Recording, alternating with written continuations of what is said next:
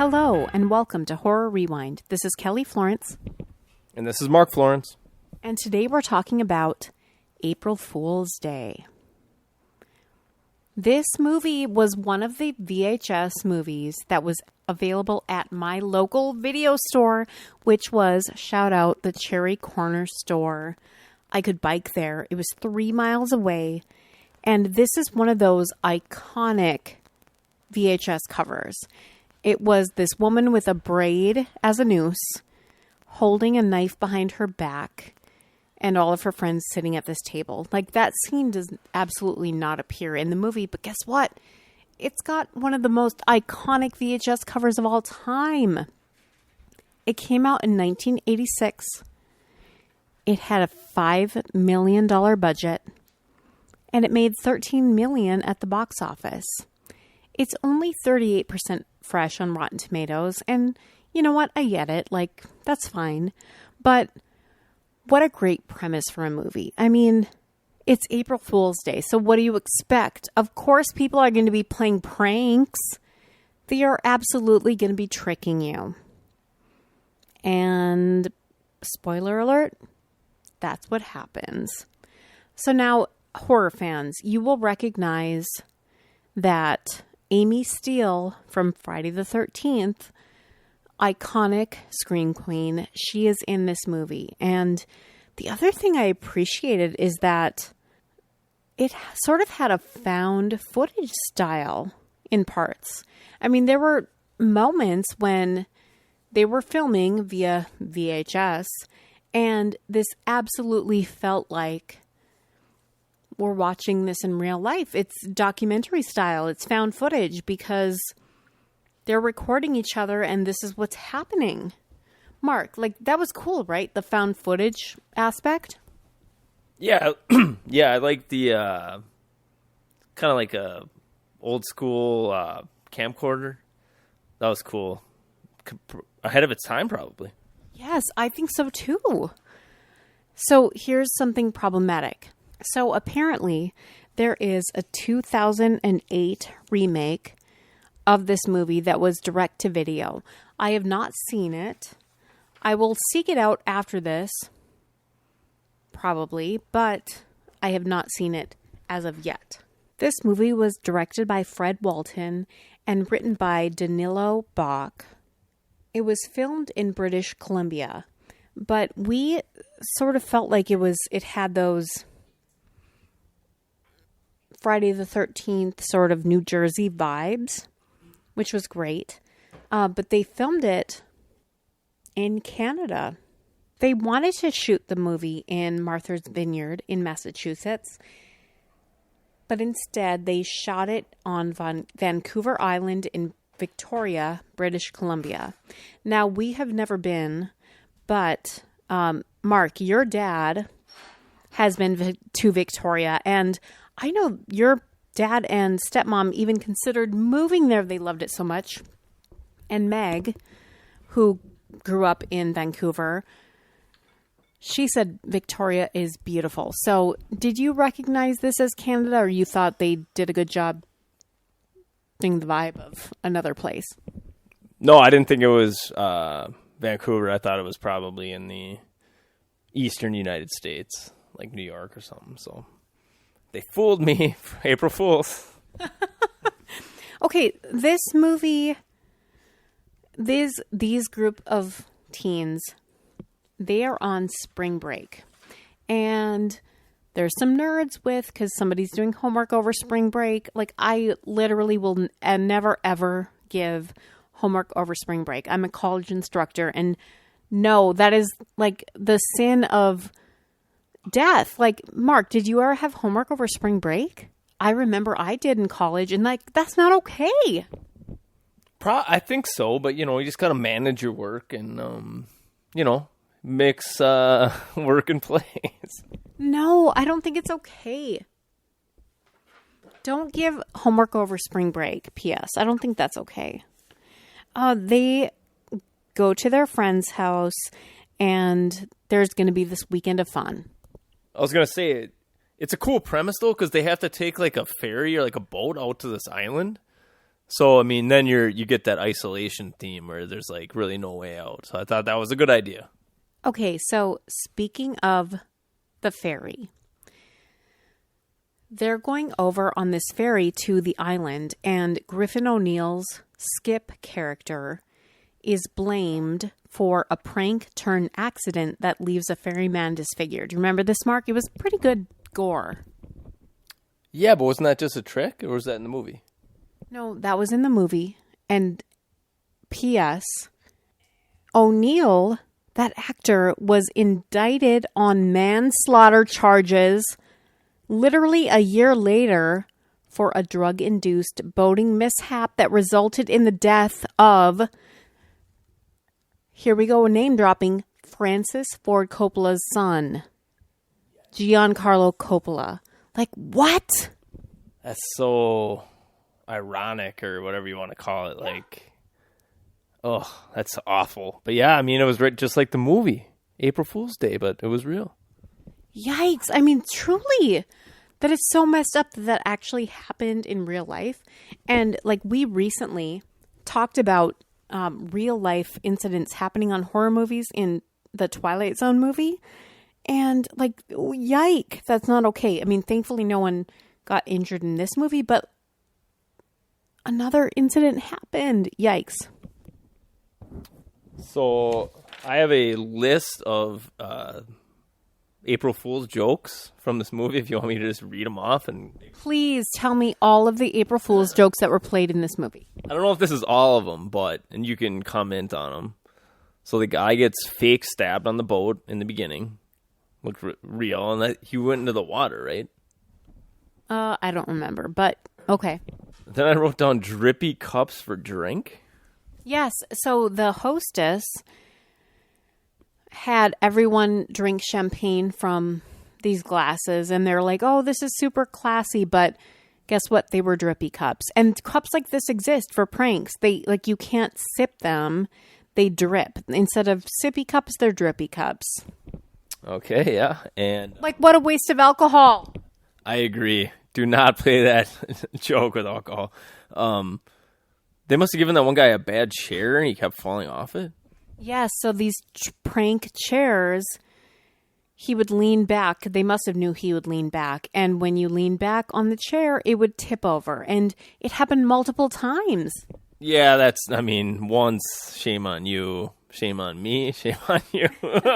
Twice, shame on me. Okay.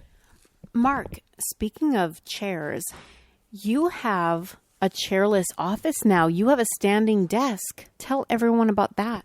I have had a standing desk for a few years, but I still do have an office chair, which I sit on like sideways, halfway, weirdly, a lot of the time. And how's your back?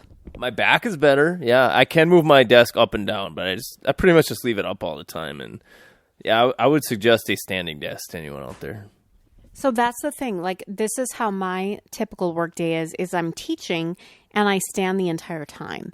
Some days I sit to grade, but most of the time I'm standing. And I think that's okay. I think that's better.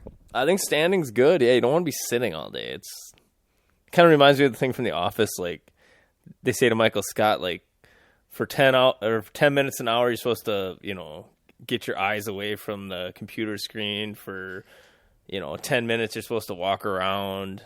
And for 10 minutes, you're supposed to do something else. And he's like, well, that's like 30 minutes. So, he's an idiot because you can do them all at the same time. Oh, Michael. We love The Office, P.S. And if you were not listening to The Office, ladies, you probably should go if you love The Office. Some more jokes here I wrote down. Zippers are down? Are people's zippers down? Yeah. So in the beginning, the guy keeps saying, like, who has the camcorder? Your zipper's down, like, it's like a joke. And so people check, but they're not really down. But for the one dude, it really is down. And his girlfriend is, like, mortified by it. Like, she acts like it's the end of the world. But guess what? Like, no, that's just human. And listen, y'all, like, if someone has something in their teeth or, like, a booger's hanging out of their nose or their zipper is down, like, that's human. Don't worry about it. But you have to tell them. If you know them well enough, you have to tell them.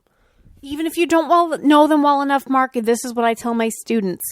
Tell somebody if they have something hanging out of their nose or on their face. Because why not? You want to get home and like realize you have something on your face and no one told you all day? So the other day at church, this lady sat down next to me and started talking to me, and she had like a 12-inch hair. I don't know how, like hanging off her lip. It was on her lip and it was like hanging down. And I did not tell her. No, Mark, you should have. Okay, Mark, you are the problem with society. I don't know her. I'm assuming the hair eventually fell off. Mark, even if you don't know someone, you need to tell them. That's what I'm telling you, people. Truly, tell people. It's fine. And then we also had an exploding cigar. A trick faucet, I think, when you turned it on, it would like spray you in the face. Death newspaper clippings, like fake obituaries, I think. I wrote down heroin stuff, even though I don't remember that. Yeah, there was like a spoon and like a lighter or something. Bondage stuff. Yeah, like, someone's into sex stuff. Like, okay, whatever. Yeah, I mean, deal with it. A trick doorknob. Eyes moving behind a picture. Like. Oh, yeah, and it was a Felix cat clock, which we have, so also deal with it. But I somehow broke it, so it doesn't work anymore. So the eyes just stay in one place. Mark tried to fix it, and he broke it. It's not a battery issue. It literally is broken. We need to buy a new one, but it's fine. Sounds of a baby crying. Oh, yes, and you know why this is problematic? Because they were playing this tape recorder of a baby crying in this woman's closet. And guess what? She had an abortion. So that's why it becomes problematic. It's not okay. Like, that's too personal. Yeah, I don't know if it was intentional or whatever, but yeah, it's terrible. And then, it crosses the line. Yeah, it totally does. And then there's this couple was going to bed, and like whatever light they turned off, like that light wouldn't turn off, like some other one would turn on and that one would turn off. So it was like this whole long thing of how to turn off the lights. That would be obnoxious. Yes, I agree. Mark, have you ever played an April Fool's prank? I'm sure you have, because you're from a pranking family. Beth Florence, her birthday is on April 1st. So happy birthday, Beth. But are you saying that she's the joke? She is the joke, yeah. Whoa. Just kidding, Beth. No, so yeah. I remember once some girl asked me to go to a dance in like 10th grade. It was on April Fool's Day, and it was a joke. Wait, what? There wasn't actually a dance? Yeah, she was just joking, and that was her joke. But I heard her do it to other people, so she wasn't just singling me out. Oh, Mark, you poor summer child. Even though you were born in the winter. I'm over it. Oh, what was her name? Do you remember? Let's call her out. I don't want to. Oh, problematic. Well, this podcast has so many listeners that, I mean, I'm sure we'll get back to her, so I don't want to do that. Okay. It's fine. We are famous. Just kidding. So, April Fool's Day. I just want to say that the quality of the picture in this movie, like, looked like HD quality. Even though it was, when did you say it was filmed? Like in the 80s or 90s? Yeah, the 80s. You kept being impressed by, like, the movie quality, but this is a quality movie. Yeah, I just thought maybe it had been, like, digitally remastered or something, because it looked, like, very good. I don't know. It looked like HD. So, props on that. Now, Muffy, who is the host at this cabin, something's off about her. And spoiler alert, we find out later that she's planned this whole thing because she is going to turn this cabin into a murder mystery B&B, which, like, I think that's clever as F. And it's going to make so much money because people will love it. But something is absolutely off about her. And she's giving me Laura Palmer Twin Peaks vibes. Mark, what do you think? I agree. I don't want to get spoiler related. Not that it matters, but doesn't she have like a twin sister? No, that was the story. Oh. And that was part of the narrative to make it creepy AF, but she actually doesn't. They were planting the fake evidence in order to make it seem like she had a crazy twin and things were going awry. But it was all part of the plan. It was all part of the narrative. Yeah, but she did have that Laura Palmer vibe, so I thought that was cool. Do you remember when they went to the well to try to like fetch fresh water and there was a dead body in it?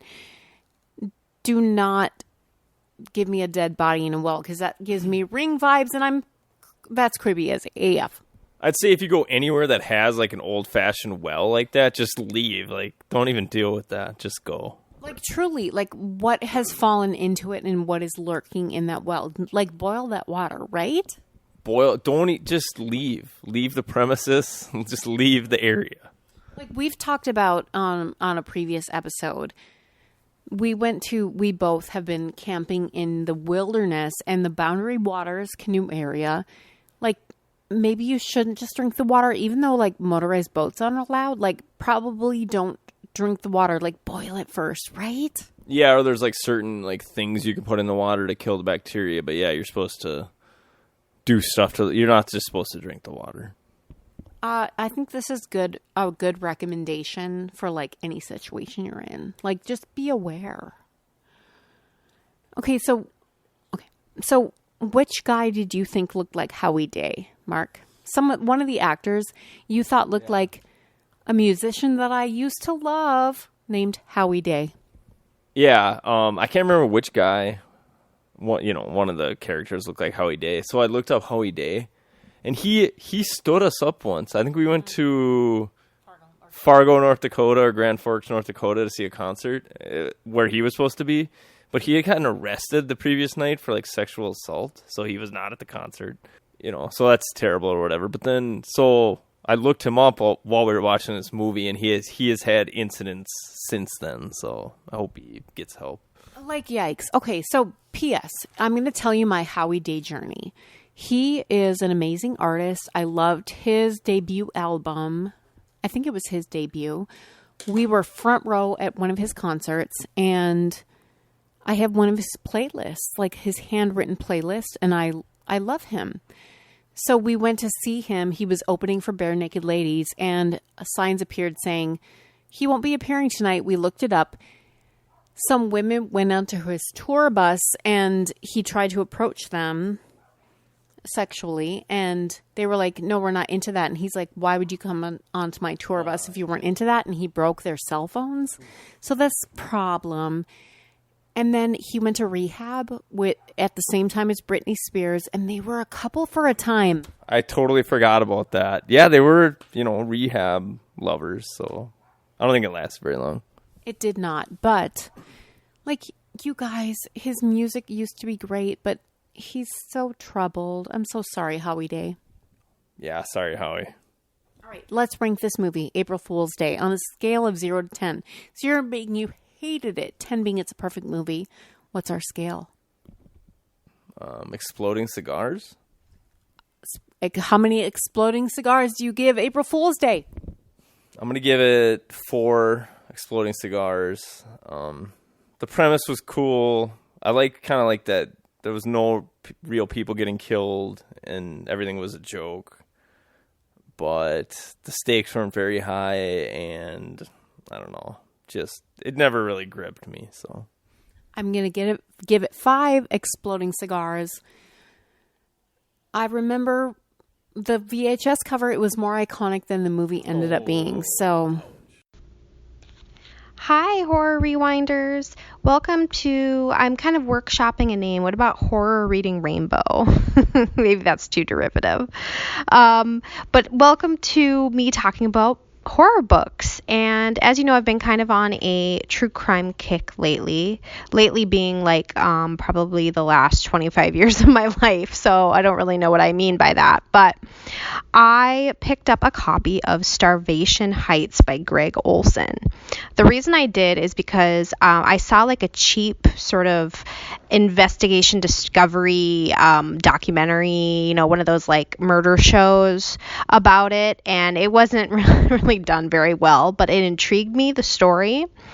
And also there's a blurb by Anne Rule on the back of the book, and you know, she is the queen, so I definitely took heed.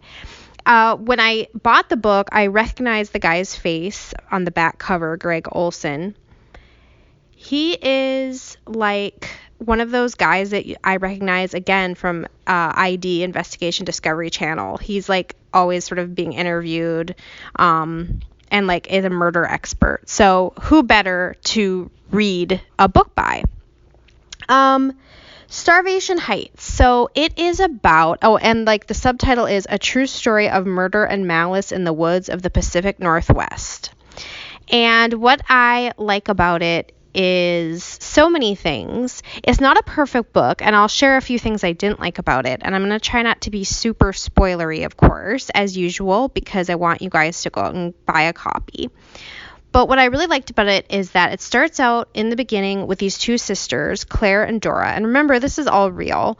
And these two sisters are sort of desperate because they both are just kind of ill women. And this is back in 1911. So the choices for them, even though they have a lot of money, the choices for them, for these young women, are not plentiful. And they don't really know where to go or what to do. And maybe it's one of those situations where these two women didn't have jobs, they didn't have families, but they had a ton of money, and maybe they were sort of willing to do crazy health sort of things in order to, I don't know, keep themselves busy. Maybe they just didn't have enough going on in their lives. So what happens is they hook up, so to speak, with this doctor, Dr. Linda Hazard, and she is a starvationist, which is apparently a thing that was back then, but not very super popular, as you might imagine.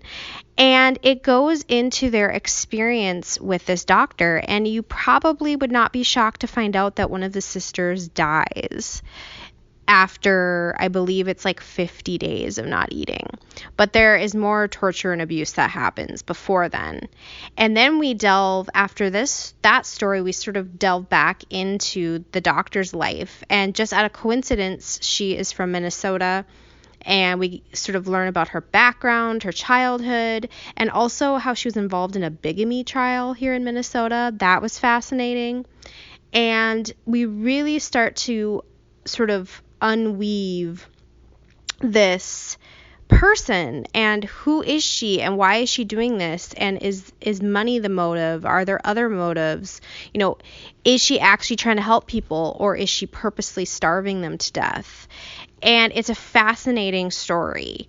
And then we get into the legal aspects of it, about the fact that these women were British, and this happened in America, in Washington. And also the author has a really cool perspective because he lives in the small town where this all happened.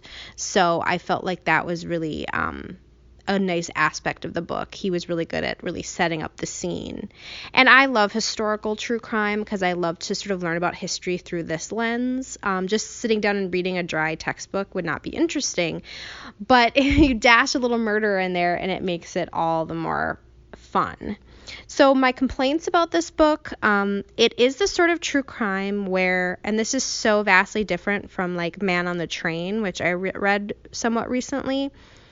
This book, Starvation Heights, takes a little bit more room to sort of imagine how things would be. He has conversations in the book that obviously no one heard, and he's constructing them based on what he believes people said.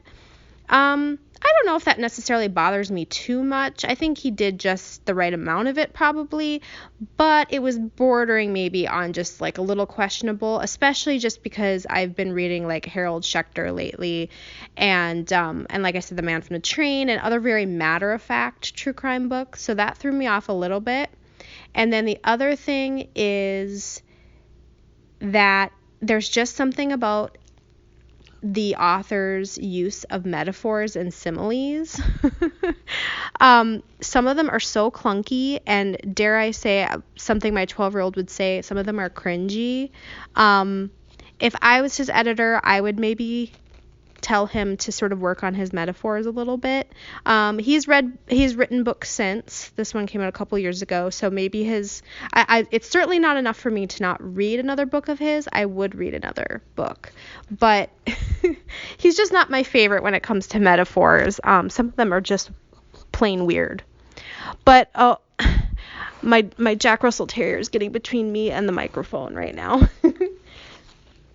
So anyway, yeah, Starvation Heights. If you are interested in history, and this is very much a female, even though the book is written by a man, it's very much about Dora and Claire and Dr. Hazard, and there are some interesting male characters in it too. And when I say characters, yes, they're real, but really Olson has crafted them into characters, right? And it's a great way to sort of like, I don't know, I didn't know anything about this little area in Washington. You know, even though I grew up in British Columbia, and they mentioned Victoria and they described the Empress Hotel there, which was really cool. And like I said, it was really random that the main, I guess you could say, bad guy of the story comes from actually a little area in Minnesota that I know very well too.